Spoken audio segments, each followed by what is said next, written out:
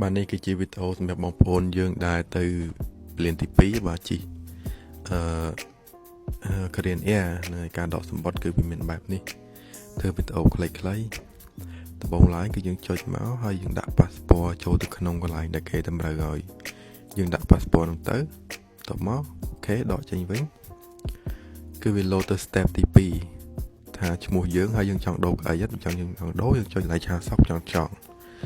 នៅបន្ទាប់មកគេឲ្យយើងរើសកៅអីម្ដងទៀតបើយើងចង់បដូរហើយខ្ញុំចង់បដូរគួយចិត្តផ្លូវដើរវិញហ្នឹងហើយចុចថាបាទបន្ទាប់មកទៀតគេបញ្ជាក់ម្ដងទៀតថាយើងពិតជាយកលេខ31Sនឹងមែនអត់យើងថាទៀតបាទបន្ទាប់មកដល់កន្លែងនេះគឺយើងចុចទៅតែម្នាក់ទេចុចបន្តទៀតបាទហើយបន្ទាប់មកទៀតទៅ step មួយទៀតយើងចុច log in តមកវារងចាំហើយគេឲ្យមើល email ដែលយើងពេលយើងបញ្ជាប់នឹងលេខទូរស័ព្ទតមកទៅមួយទៀតគេសួរថាយើងមានវ៉ាលីអត់មានវ៉ាលីដាក់អីវ៉ាន់ហ្នឹងខ្ញុំមានអញ្ចឹងគេឲ្យរើសវ៉ាលីដែលដាក់អីវ៉ាន់ហ្នឹងចំនួនប្រហែលអញ្ចឹងមួយ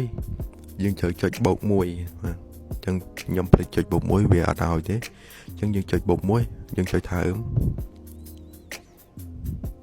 បន្តមកទៀតវាក៏ចេញជាសបត់មកនឹងអានេះប្រដាប់កັບចុះវ៉ាលីហើយស្ពតនឹងលោតមកតាមក្រោយអរគុណបាយបាយមានតែប៉ុណ្្នឹងងាយស្រួល